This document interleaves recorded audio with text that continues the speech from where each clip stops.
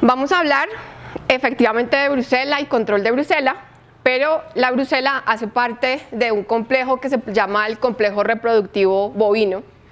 Y por esa razón, entonces vamos a hablar de las enfermedades de la reproducción, del control y la prevención. Desafortunadamente, la brucela hace mucho ruido, ¿sí? O sea, todos le tenemos miedo, a la gente le da miedo hablar de la enfermedad, le da miedo tomar decisiones, pero no ganamos nada con trabajar únicamente sobre brucela y no tener en cuenta todo el resto de las enfermedades de la reproducción. Cuando hablamos de productividad en las fincas, sean fincas de leche o fincas de cría, básicamente tenemos que tener presente qué es lo que nos representa el ingreso económico y lo que hace que la finca sea productiva y rentable. Entonces la rentabilidad de esas fincas y la productividad de las fincas está dada, sea en fincas de cría o sea en fincas de leche, por las novillas y los terneros producidos. Las novillas en las fincas de leche como vientres de reemplazo, que en un futuro serán los productores de leche, y en las de cría los terneros, que son los que finalmente van a ir a engorde para producción de carne. Cuando hablamos específicamente de las vacas de leche o de la producción de leche, entonces hablamos de las fincas donde debemos tener unas novillas de reemplazo que nos van a generar leche fluida para después procesar y generar derivados lácteos. A manera general, para que nosotros podamos mantener esto dentro de unos parámetros que se consideran rentables, entonces hablamos de tener un ternero por año cuando hablamos de una finca de cría y de tener un intervalo entre partos de menos de 13. Aquí me quedó mal, no son días, son meses, menos de 13.5 meses en el intervalo entre partos entre las vacas de leche.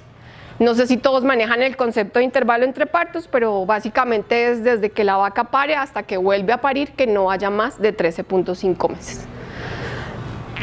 Todas estas estas dos parámetros productivos, que son los que tenemos que evaluar desde el punto de vista económico, van de la mano con una serie de condiciones que debieran estar manejadas directamente por nosotros, ¿sí? O sea, no debiera ser esto un problema, pero desafortunadamente todos los días es un desafío poder tener comida de buena calidad, ¿sí?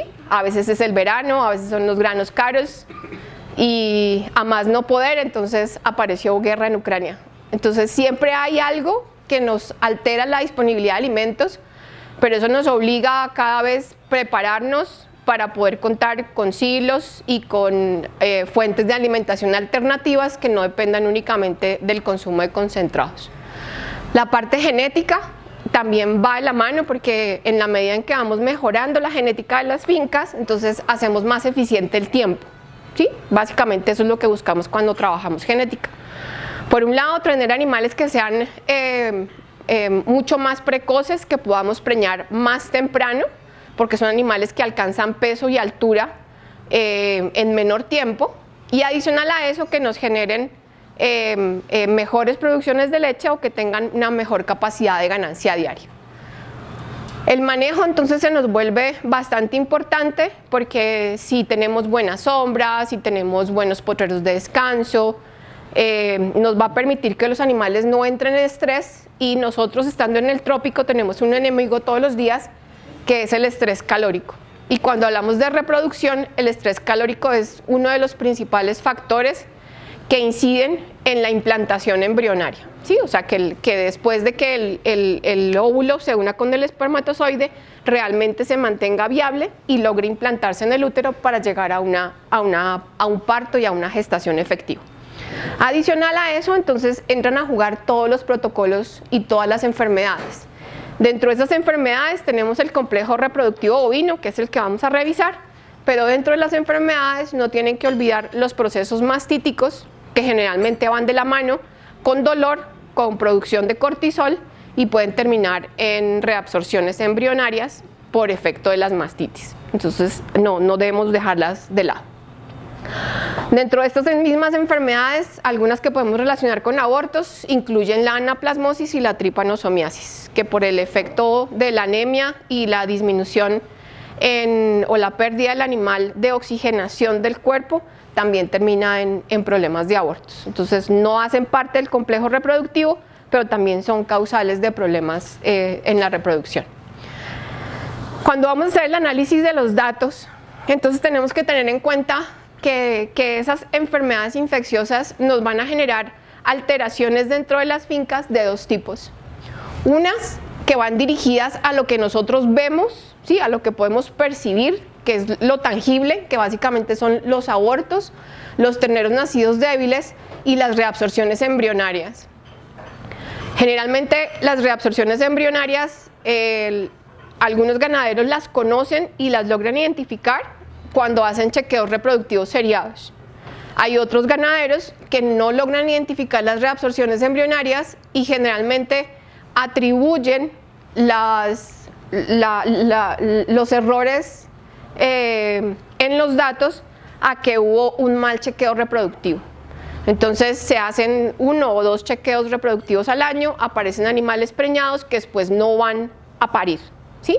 Entonces si nosotros estamos haciendo chequeos reproductivos dentro de los primeros 3 meses de gestación, muy probablemente no es el veterinario el que está equivocando el diagnóstico, sino que estamos pasando por un problema de reabsorción embrionaria.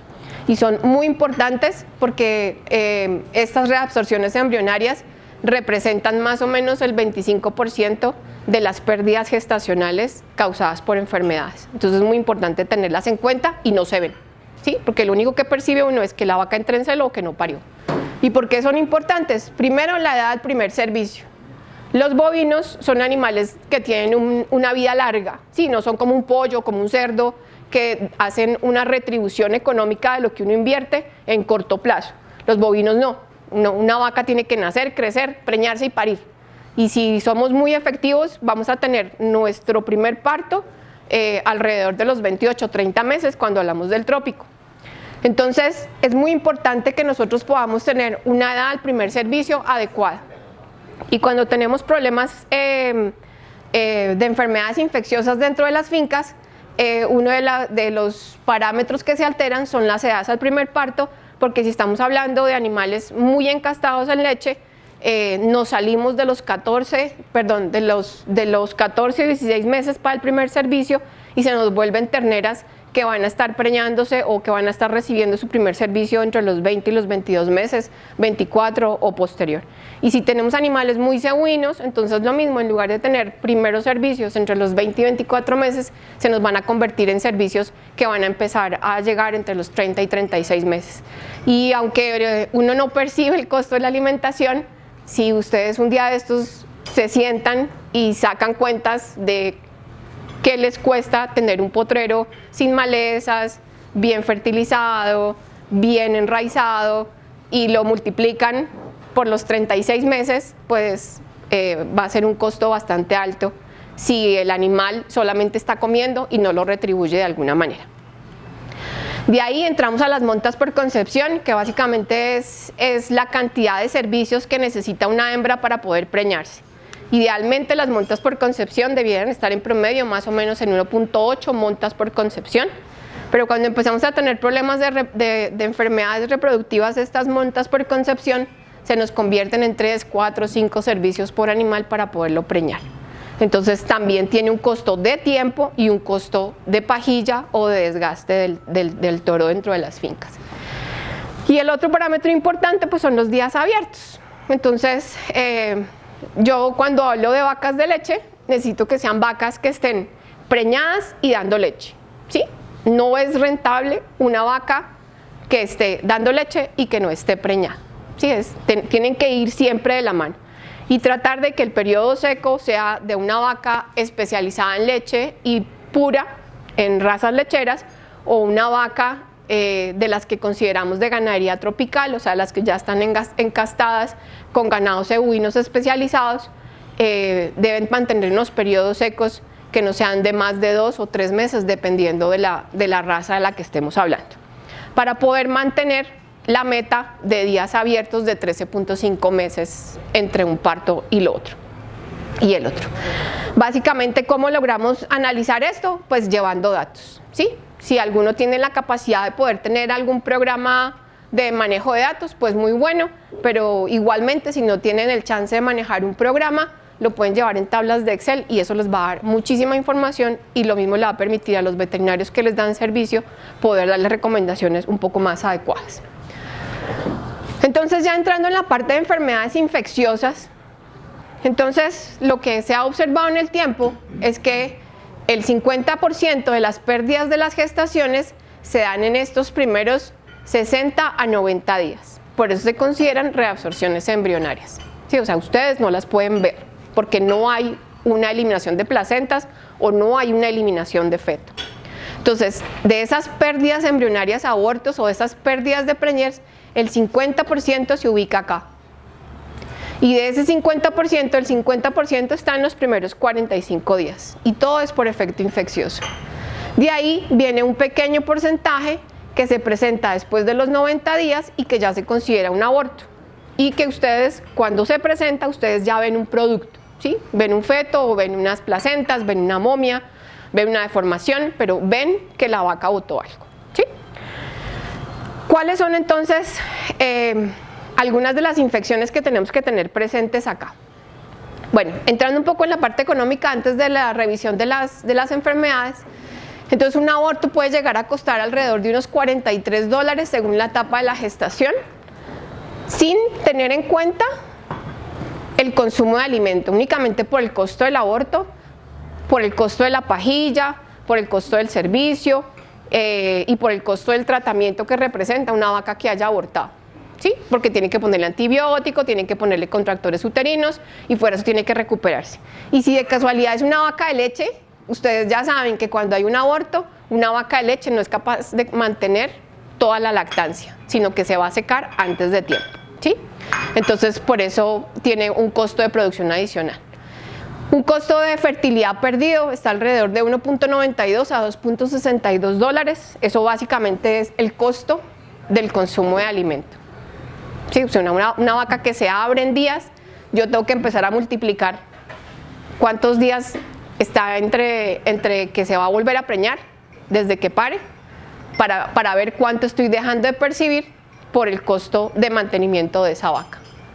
Y adicional a eso tengo que sumarle el costo del concentrado que le puedo estar dando a una vaca que está parida, que no puedo dejar de darle concentrado, pero que no logro preñarla. Entonces el costo cada vez se me incrementa más. Bueno, cuando entramos entonces a hablar de cuáles son las enfermedades, entonces ese complejo reproductivo bovino incluye tanto virus como bacterias como parásitos. En la parte de los virus está diarrea viral bovina y rinotraqueitis infecciosa, DVB e IBR.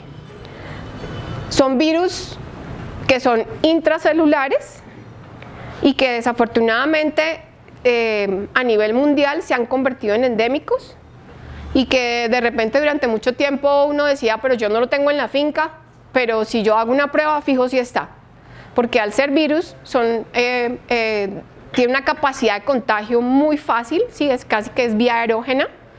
Entonces difícilmente podemos decir que una finca no tiene diarrea viral bovina e IBR. Ha habido algunos cambios en el tiempo, eso sí, y hoy en día de repente se consideran muy importantes desde el punto de vista reproductivo, pero también tienen algunas implicaciones tanto digestivas como respiratorias que vamos a ver ahorita ya enfermedad por enfermedad.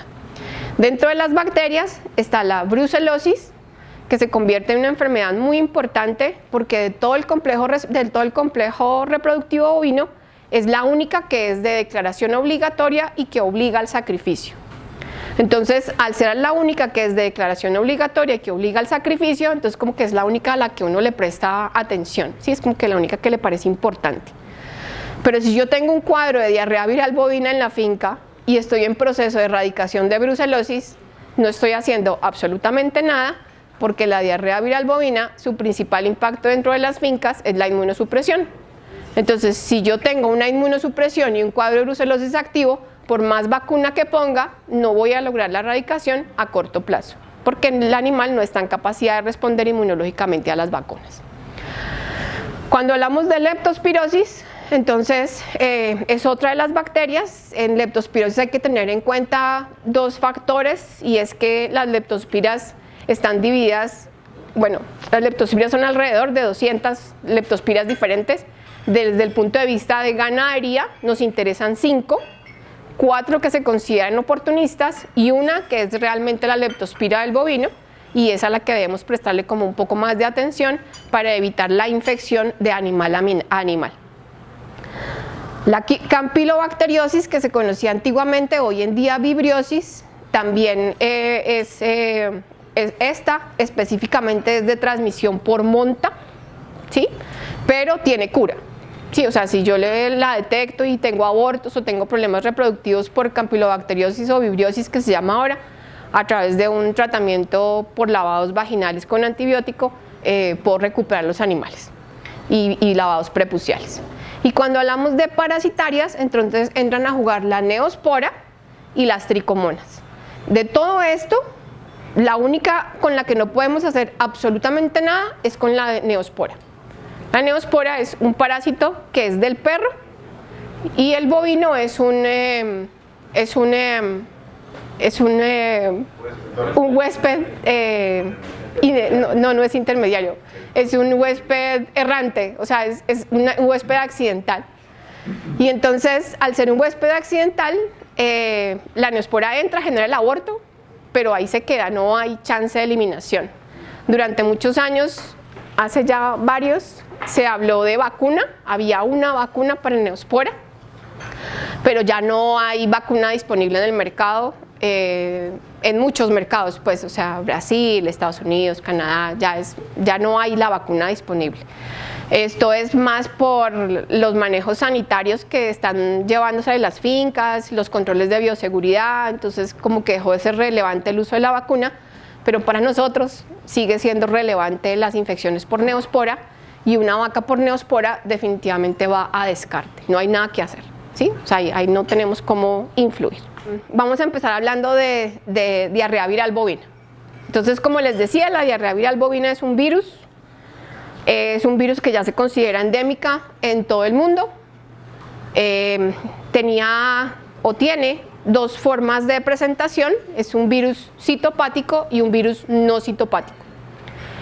El que inicialmente se descubrió allá alrededor del 40 fue el virus citopático. Se llama citopático porque es capaz de matar las células. Entonces el virus entraba y generaba un cuadro digestivo en el cual había unas diarreas muy cruentas con mucha sangre y que terminaban en mortalidad.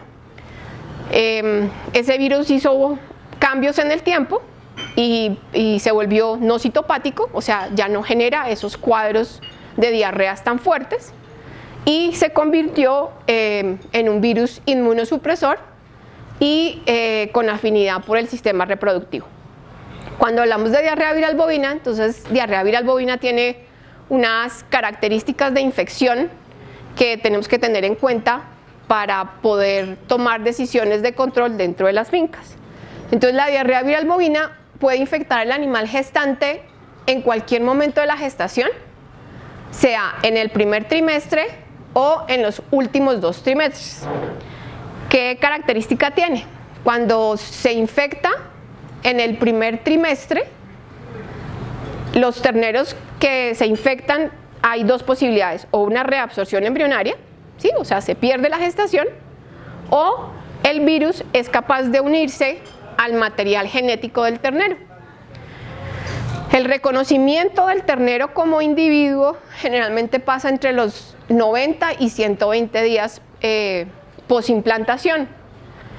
Y entonces, si yo tengo la infección de la diarrea viral bovina acá, del virus, y ese virus es capaz de acoplarse al material genético del ternero, cuando llega el momento de la identificación del individuo, él no percibe el virus de la diarrea viral bovina como algo que no le pertenece, o como un cuerpo extraño, o como un agente infeccioso. Entonces, estos terneros van a mantener la gestación, vamos a tener un parto. Posiblemente es un animal débil, ¿sí? Un animal que nace con sus patitas que no se pueden levantar, por debajo del peso esperado. Ustedes les ponen vitaminas, les ponen calcio y finalmente el ternerito se encamina, pero siempre va a ser una cola, ¿sí? Siempre va a estar por debajo del promedio de la finca. ¿Cuál es el problema? que esos animales, como el sistema inmune del ternero no identifica el virus de la diarrea viral bovina como un agente infeccioso o algo que no le pertenece, son animales que se van a mantener serológicamente negativos de por vida, porque no identifican al virus como extraños. Y un animal, esos animales que se llaman persistentemente infectados, pueden infectar toda una finca en más o menos 4 meses, ¿sí? Si de pura casualidad no tuvieran la enfermedad en la finca y fue una infección oportunista.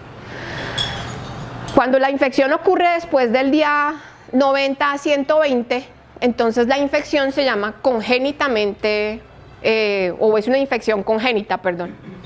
Esa infección congénita significa que el animal va a tener o una malformación, a veces nacen con la cabeza grande, como una hidrocefalia, a veces nacen con una especie de labio leporino, una deformación a nivel del belfo superior, a veces nacen con los ojos como consumidos, ¿sí? O sea, son malformaciones en general, o tenemos una gestación, ¿sí? o un parto viable. Si ese parto viable ocurre, este ternero no elimina diarrea viral bovina, el virus como tal no lo va a estar eliminando, pero es un animal que si yo le hago una prueba serológica antes de consumir el calostro va a ser positivo, ¿sí?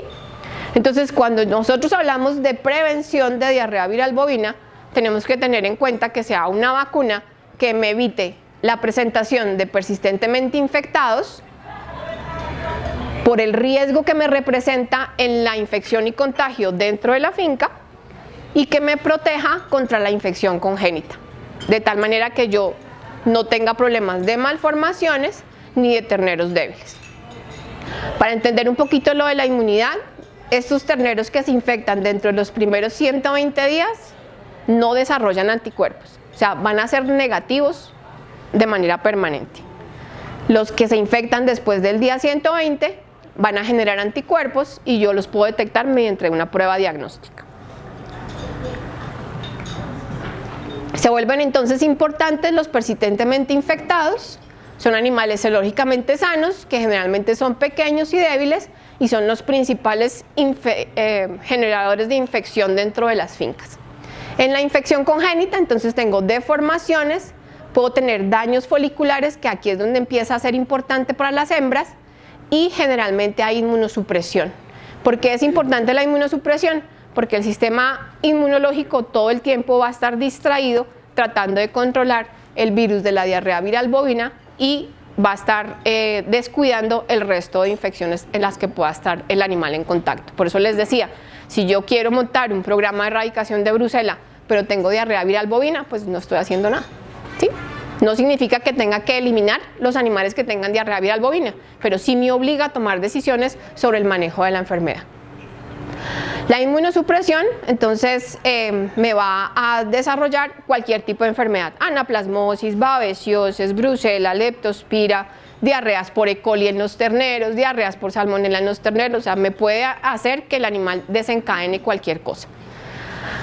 Cuando hablamos ya un poquito más específico de qué puedo encontrar en caso de que haga necropsias o en caso de que yo mande histopatologías, entonces voy a tener cuadros subclínicos digestivos con presentaciones de úlceras, tanto a nivel de los 4 estómagos como a nivel intestinal, que tengo tanto contagio horizontal, o sea, de vaca a vaca, de animal a animal, como el contagio vertical, que es el que pasa la madre al ternero. Entonces, ya ahora que damos la parte de control, entonces vamos a tratar de explicar un poco más esto.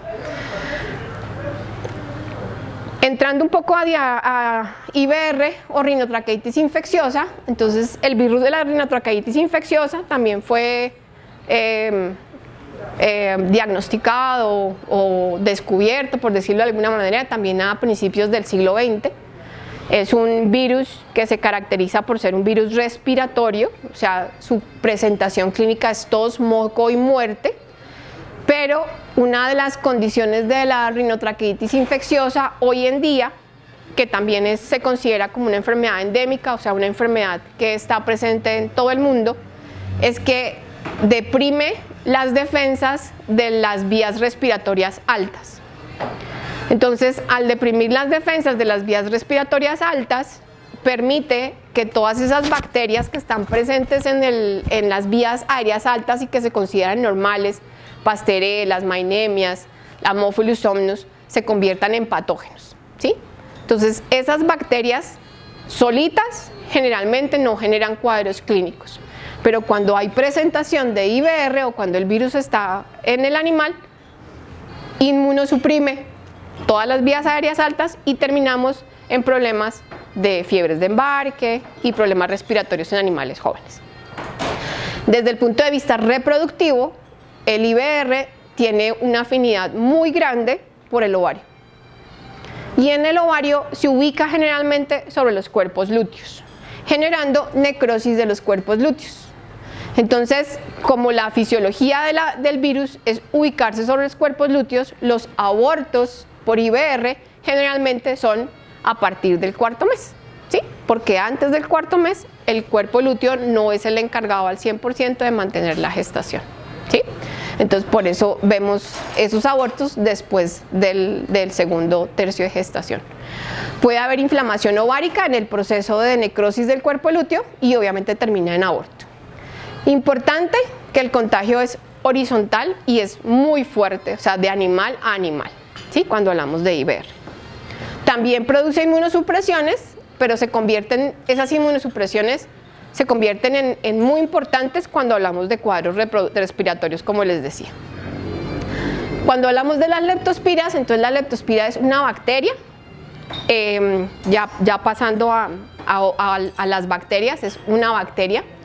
Generalmente se caracteriza porque produce infecciones renales, pero en las leptospiras es importante, yo les decía al inicio, que las leptospiras tienen 5 serovariedades que afectan al bovino.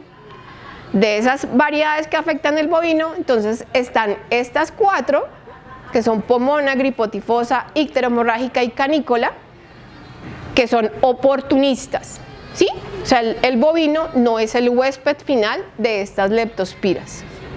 Y generalmente el bovino entra en contacto con esas leptospiras por un factor externo, inundaciones, desborde de ríos, presencia de ratones, presencia de animales silvestres en las fincas. Entonces el bovino entra en contacto con la leptospira, cualquiera de las 4, esas leptospiras van a dar al útero y al ovario y terminan en abortos, ¿sí? Pero esas leptospiras, Pomona, Gripotifosa, Icterohemorrágica y Canícola, no se reproducen en el animal, ¿sí? Entonces hacen el evento del aborto y ya, ¿sí? Pasan. Pero obviamente tenemos que tomar decisiones y tenemos que tomar medidas preventivas para que eso no pase, ¿no? Porque la idea es que estamos tratando de evitar tener las pérdidas de gestación. Ahora, hay una leptospira que es la Borperterseni harjo, que tiene 2 serovariedades, Pragidmo y bovis. Esta harjo es la leptospira específica del bovino y esta harjo es la que es capaz de transmitirse de un animal a otro mediante la orina que se excreta, que permite la excreción de la bacteria. Entonces, cuando nosotros vamos a implementar programas de prevención, pues obviamente tenemos que asegurarnos que tenga protección contra las harjo y que nos permita la protección oportunista contra las otras 4 que nos pueden producir los abortos. Generalmente se manifiestan con infecciones renales, algunas veces podemos ver leches rosadas o leches rojas, ¿sí? Porque la leptospira produce inflamaciones de los alveolos en la ubre. Podemos ver momias, estas momias generalmente van de la mano con las 4 oportunistas y podemos ver abortos que también van de la mano con las 4 oportunistas. Cuando dentro de la finca tenemos harjo, ya lo vamos a ver, lo que observamos son reabsorciones embrionarias. Entonces por eso les decía que es bien importante esos chequeos reproductivos seriados que les permitan a ustedes darse cuenta con sus parámetros si tienen o no algo que vaya de la mano con harjo. Generalmente son abortos donde el ternero pues obviamente ya está formado, porque casi siempre son en el último tercio de la gestación. Nos disminuyen las tasas de concepción y las tasas de preñez por las reabsorciones embrionarias y hay un incremento en las pérdidas gestacionales después de los ultrasonidos o los diagnósticos de gestación temprana. Y generalmente se convierte en una enfermedad crónica. Entonces, una vez que la leptospira se instaura dentro de las fincas, al igual que IBR y DBB, no podemos pensar en erradicar. Tenemos que pensar únicamente en controlar. Brucelosis es el otro dolor de cabeza. La brucela también es una bacteria.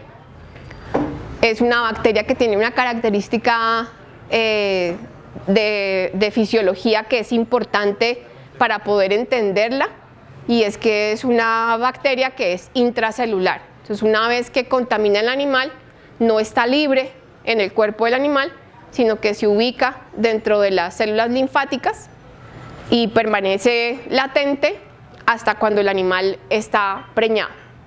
Mientras no haya preñez, yo puedo mantener animales serológicamente negativos a brucela, aunque ya tengan la bacteria presente. La brucelosis genera, como les decía al inicio, algo de preocupación y algo como de atención por lo que representa sacrificio sanitario. Pero independiente del sacrificio sanitario e independiente de que sea una enfermedad que se transmite a las personas, la brucela como tal tiene un impacto económico dentro de las fincas. Ese impacto económico dentro de las fincas está representado porque una vaca infectada con brucela tiene o pierde hasta el 20% de su capacidad de producción de leche, tiene muchas montas por concepción y muchos días abiertos, tiene el costo del tratamiento, pero una vaca o una finca que ya es endémica a brucela, generalmente lo que ustedes ven no son oleadas de abortos, sino son retenciones de placenta. Y generalmente uno pues casi siempre une las retenciones de placenta a deficiencias minerales, pero si empiezan a tener retenciones de placenta muy frecuentes, vale la pena que hagan sangrados de brucelosis. Adicional a eso, pues obviamente en la medida en que tenemos abortos y que tenemos un aumento en los días abiertos y un aumento en las montas por concepción, pues va de la mano en que vamos a tener menos reemplazos, porque pues obviamente nos cuesta trabajo preñar las vacas, entonces eso significa que vamos a tener menos gestaciones en la finca. La zoonosis se transmite a las personas por las secreciones animales. Antiguamente se consideraba que era una enfermedad únicamente profesional, o sea que solamente le daba a las personas que trabajaban con animales, pero pues hoy en día ya se sabe que es una enfermedad muy importante porque se transmite a las personas por el consumo de derivados crudos, ¿sí? Y obviamente todos nuestros países pues consumimos leche cruda, queso crudo, mantequilla cruda, entonces ahí es muy importante. Entonces la parte de brucela se vuelve una enfermedad de conciencia, ¿sí? Porque somos productores de leche y tenemos que producir leche de buena calidad e inocua, y adicional a eso por lo que económicamente representa dentro de las fincas. La brucela siempre entra a las fincas por la puerta, siempre, ¿sí? Siempre, toda la vida. Ninguno puede decir que las vacas se le enfermaron de brucela y no supo por qué, ¿sí? O sea, siempre todos los ganaderos que se infectan por brucela, si hacen un histórico hacia atrás, van a saber en qué momento entró. ¿Por qué?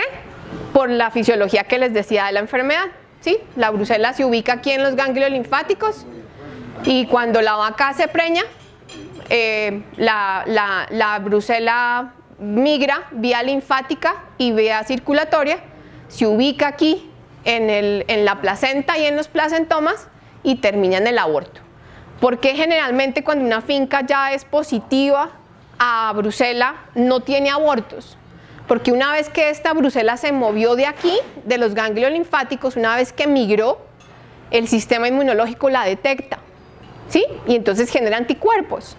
Entonces a la siguiente gestación, aquí yo ya tengo anticuerpos. Entonces como ya hay anticuerpos, aunque la brucela llegue aquí y se ubique en los placentomas para empezar a reproducirse, el sistema inmune lo reacciona y no permite que la brucela siga haciendo fiesta. Entonces no hay aborto, ¿sí? Porque no hay necrosis de los placentomas. Pero este animalito, cuando nazca, como la placenta tuvo un daño por efecto de las brucelas que empezaron a reproducirse, entonces nace el ternero y muchas veces la placenta se queda adentro. Entonces siempre entra por acá. ¿Por qué digo yo que entra por la puerta? Porque uno mete un animal que no sangró. No lo hicieron por hacerme el daño, simplemente el dueño tampoco sabía que tenía brucela. Yo no le hice una prueba y la metí a la finca y no me enteré que estaba positivo. Y la otra forma es porque obviamente nuestras medidas de bioseguridad dentro de las fincas no son suficientes. ¿Por qué? Porque cuando las vacas paren en los potreros, las placentas son las principales contaminantes de los potreros, porque ahí salen millones y millones y millones de brucelas.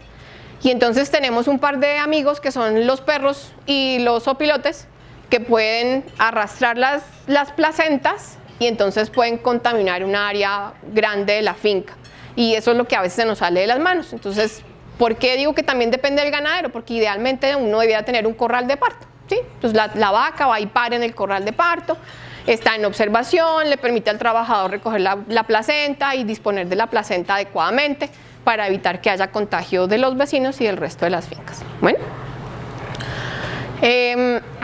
una vez que la vaca pare, entonces ella elimina la brucela a través de las secreciones, a través de la orina y sobre todo a través de la leche, ¿sí? Entonces, digamos, yo estoy ordeñando en la finca y no hago el despunte en una taza, sino que hago el despunte en el piso, pues yo misma estoy contaminando la finca, ¿sí? Entonces ahí obliga a haber un montón de programas sanitarios. Como en resumen de la brucela, pues es muy importante porque es una zoonosis, o sea, se transmite a las personas y tenemos que ser responsables de producir leche de buena calidad y fuera eso inocua. El 80% de las vacas solamente abortan una vez, de ahí en adelante generalmente son gestaciones que llegan a buen término.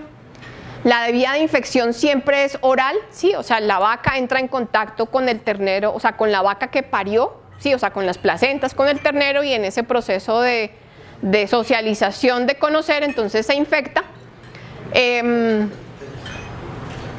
La leche es una vía de infección natural, por eso es que se convierte en zoonótica.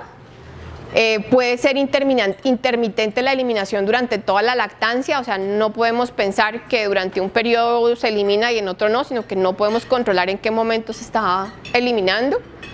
Es una bacteria que es muy resistente al medio ambiente y más si ese medio ambiente tiene humedad, o sea, la bacteria puede permanecer viva en el medio ambiente durante muchísimo tiempo. Las vaquillas nacidas de vacas positivas tienen solo un 2% de ser positivas, ¿sí? Que era lo que les explicaba hace un rato. Y en caso de que sean positivas, se mantienen cero negativas hasta que se preñan, ¿sí? Por eso en algunos lugares, cuando las prevalencias de brucela son muy altas, entonces una de las indicaciones es eliminar las hijas sanas nacidas de vacas positivas, ¿sí? Por este porcentaje. Y obviamente obliga al sacrificio. Bueno, entonces ya entrando en cómo funcionan. Entonces aquí está toda la gestación. Hablábamos de que tenemos unas reabsorciones embrionarias que se producen entre los 90 y 120 días, o sea, en el primer tercio de la gestación. Y tenemos los abortos que se presentan después del cuarto mes. Entonces, cuando hablamos de neospora, que es con la única que no podemos hacer nada, porque no tenemos herramientas para poder controlarla, los abortos por neospora se presentan más o menos entre el cuarto y el quinto mes de gestación. Y si yo quiero identificar neospora, generalmente se hace a través de los fetos abortados. Bueno, ahora, cuando empezamos a hablar de las enfermedades donde sí podemos tomar decisiones, entonces brucela y leptospira me producen abortos en el último tercio de gestación, teniendo presente que las leptospiras que producen estos abortos son las oportunistas, ¿sí? O sea, gripo tifosa, ictera hemorrágica, canícola y pomona. Esas producen abortos acá, ¿sí? La única que produce reabsorciones embrionarias es la Harjo, ¿sí? Que la Harjo generalmente presenta el cuadro clínico aquí antes de los 90 días. IBR puede producir abortos a partir inclusive del quinto mes de gestación. Y la diarrea viral bovina, que puede infectar al ternero en cualquier momento, sea porque genere persistentemente infectados o sea porque genere congénitamente infectados, ¿sí? Entonces, ¿cómo hago para manejar esto? ¿Sí? ¿Cómo tomo decisiones? ¿Cómo hago para que yo no tenga problemas por todo esto? Entonces, la única forma y la forma más fácil de hacerlo es mediante vacunación, ¿sí? Alguna persona de pronto me puede decir, pero la leptospira responde a antibiótico. Sí, estas leptospiras que son oportunistas responden al antibiótico. Pero yo generalmente me doy cuenta que tengo problemas de leptospira hasta que tengo los abortos, ¿sí? Y lo que me interesa es garantizar la gestación.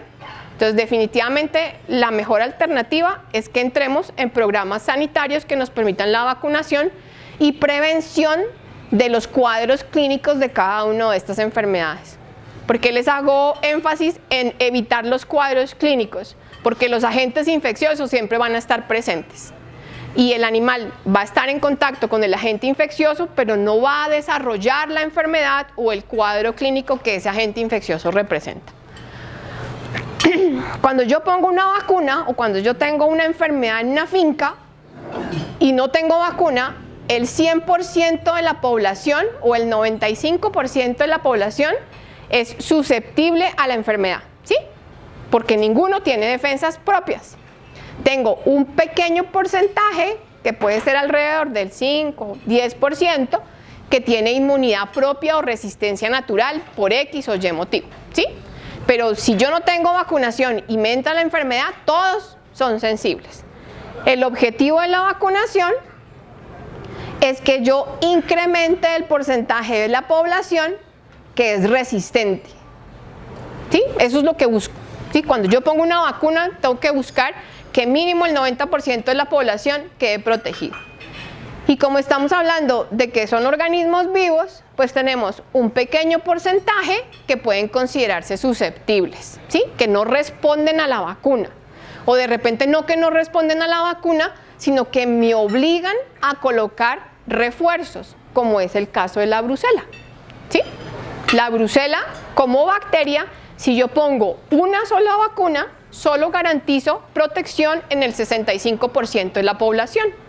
Entonces necesito colocar un refuerzo para que esa protección suba a este porcentaje del 95-96%. Bueno, entonces no es que sea una vacuna mejor o peor que la otra, sino que obliga el refuerzo una u otra vacuna. Bueno,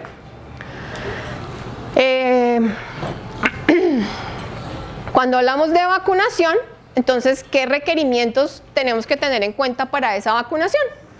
Entonces necesitamos que esa vacunación nos dé protección a largo plazo, ¿sí? Entonces hay algunos agentes infecciosos que tienen una muy buena capacidad de generación de inmunidad, ¿sí? Entonces la brucela.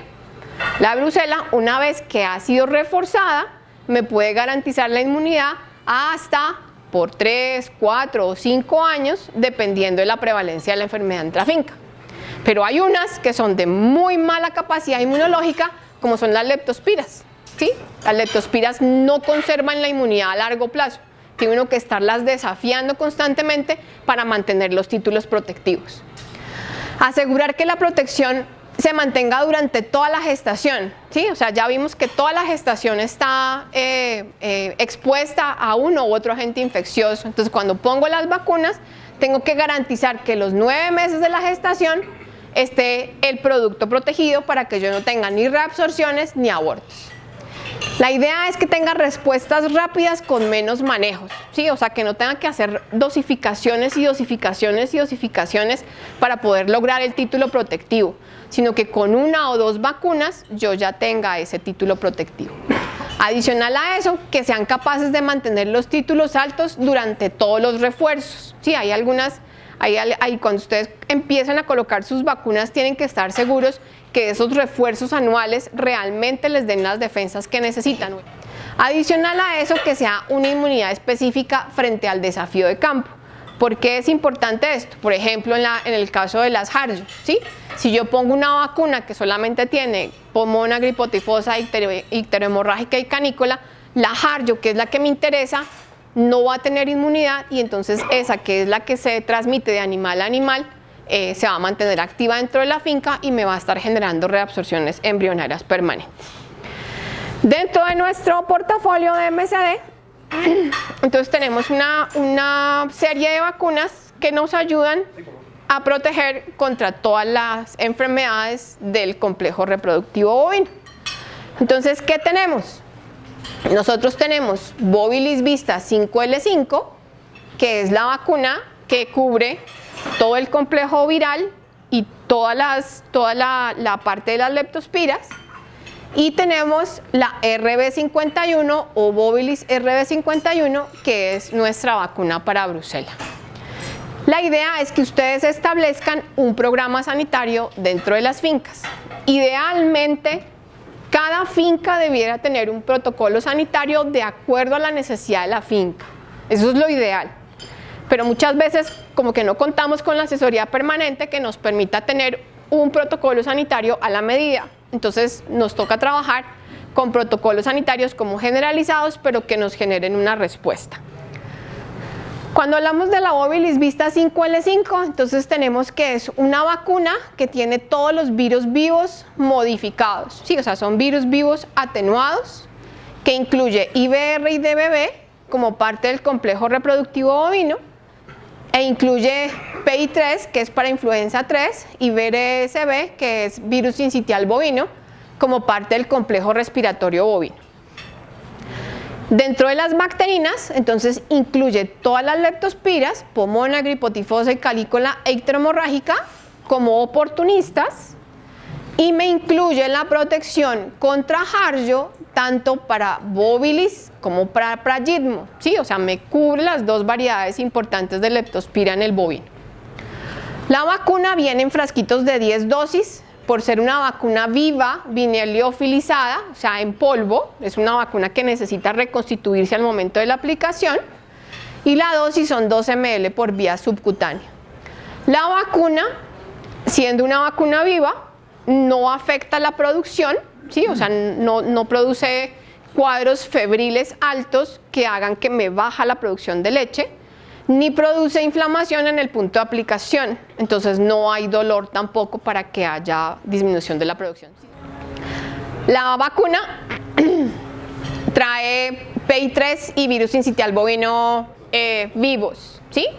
Estos dos, sumados a IBR, hacen parte del complejo respiratorio bovino. Se unen estas dos, Passerella mainemia y Haemophilus somnus.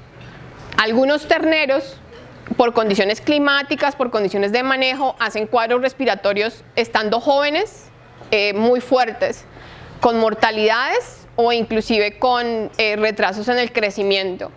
Entonces, si de repente están en una finca donde tengo un cuadro activo de complejo respiratorio bovino, yo puedo bajar la aplicación de la Bovilis a los 30 días. ¿Sí? Sí lo puedo hacer. Pero al bajarla a los 30 días, necesito colocar el refuerzo a los 6 meses y después al momento de la reproducción. ¿Sí? O sea, si la quiero usar para un cuadro respiratorio y quiero mantener la inmunidad a largo plazo también reproductiva, entonces tengo que hacer un refuerzo adicional. ¿Sí? Esa es básicamente la diferencia. La RB51 también es una bacterina, pero es una bacterina que está viva. ¿Sí? O sea, es la bacteria atenuada. ¿Cuál es la diferencia de la RB51 frente a la cepa 19 que se ha usado tradicionalmente? Tanto la cepa 19 como la RB51 son cepas de campo. Eso es bien importante en este tipo de vacunas que generan inmunidad contra una enfermedad como la brucela. ¿Cuál es la diferencia? La cepa de la RB51 fue sometida a un proceso de atenuación utilizando un antibiótico que se llama rifampicina. Después de varios pasajes a través de rifampicina, la bacteria se atenuó y se logró que no volviera la virulencia. Pero en ese proceso de atenuación perdió la bacteria tiene una pared de membrana que la protege, que tiene unos componentes que se llaman lipopolisacáridos. La cepa 19 y todas las cepas de campo, porque son todas, no solamente la cepa 19, ese lipopolisacárido es el que genera la respuesta inmune y humoral, o sea, es la que genera las inmunoglobulinas.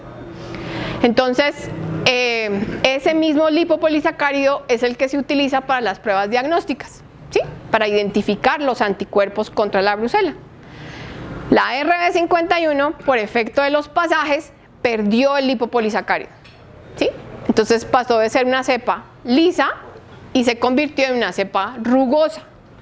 Al perder ese lipopolisacárido, la Bovilis RB51 no genera animales positivos falsos o falsos positivos, ¿sí? Pero cuando yo pongo la cepa 19, el sistema inmune reacciona frente al lipopolisacárido y el animal inmediatamente se vuelve positivo. Y esa positividad se puede mantener hasta por 24 meses.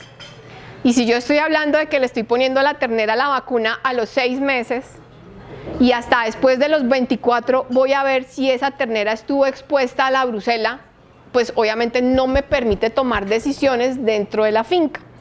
Entonces, cuando uno está en un proceso de erradicación, lo que necesita saber es cómo se está comportando la enfermedad dentro de la finca para poder tomar decisiones. Y entonces, eso es lo que le daría sustento a la aplicación de la RB51 como primo vacunación, ¿sí? Ahora, si yo ya tengo la finca y ya tengo una oleada de abortos, hice el diagnóstico y me salió brucela y nunca he puesto vacuna de brucela, debo obligatoriamente hacer una vacunación en sábana, porque tengo que proteger todas las vacas, no solo las terneras, ¿sí? O sea, las vacas que van a parir son las más importantes. Entonces, necesito poder poner la vacuna en sábana. Y la cepa 19, por ser tal cual la cepa de campo, me produce abortos en cantidades muy altas, aparte de que todos los animales se vuelven positivos. Entonces, no puedo colocar cepa 19 en un animal que esté ya grande, en un adulto. En cambio, la RB51 sí me permite la aplicación en animales adultos. Primero, no los vuelve positivos. Y si yo tengo una oleada de abortos, significa que estoy teniendo un 10, 20, 30% de abortos por efecto de la brucela. Y la RB, si la pongo en un animal preñado, solamente me representa el 1% de abortos. Entonces, si lo pongo sobre la balanza, hago la vacunación en sábana, ¿sí? Porque voy a proteger mayor cantidad de gestaciones que el riesgo del aborto que la vacuna representa. Bueno, pues, espero no haberlos enredado, sino que me hayan entendido que sí se puede colocar cuando estoy frente a un evento de brucela. Algo que es bien importante, como son bacterias, lo que hay dentro de la vacuna son unidades formadoras de colonia, ¿sí? O sea, son cantidades de bacterias. Y para poder generar la inmunidad necesito un título mínimo, ¿sí? O sea, una cantidad mínima de unidades formadoras de colonia para que el título protectivo sea el adecuado. ¿Por qué hago la acotación o por qué hago la insistencia en ese tema? Porque está más que comprobado que para poder generar un título adecuado de protección necesito mínimo 3.6 por 10 a la 6 unidades formadoras de colonia. Y hoy en día han salido al mercado unas vacunas de RB51 dosis reducida, ¿sí? Dosis reducida, o sea, están trabajando 2.4, 2.5, ¿sí? Muy por debajo de la cantidad necesaria para generar el título. ¿De dónde salió el dosis reducida? Hace muchos años, cuando Estados Unidos empezó su proceso de erradicación de brucela, la única vacuna disponible era la cepa 19.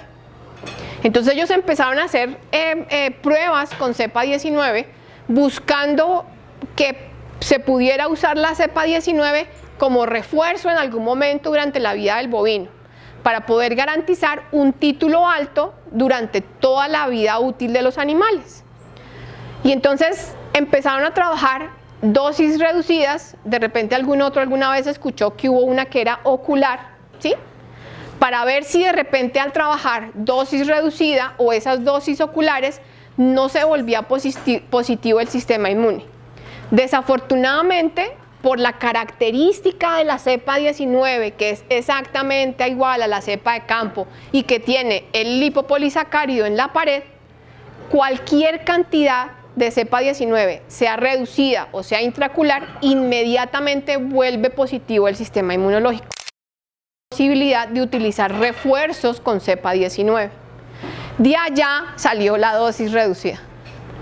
Pero si yo le pongo a un animal el 2.4 o 2.5 por 10 a la 6 y les estoy diciendo que tanto cepa 19 como RB51 con una sola dosis solamente me protege el 60% de la población, imagínense con 2.5. ¿Sí? O sea, la protección va a ser prácticamente nula y no tiene ningún sustento técnico que estemos utilizando una dosis reducida. Entonces, si yo voy a usar una vacuna y necesito hacer refuerzos para brucela porque tengo la infección y estoy en proceso de erradicación, todos los refuerzos los puedo hacer con dosis completa y los debo hacer con dosis completa. También es liofilizada porque es viva y viene el frasco de 5 dosis. No es abortiva, no produce falsos positivos y permite la redosificación.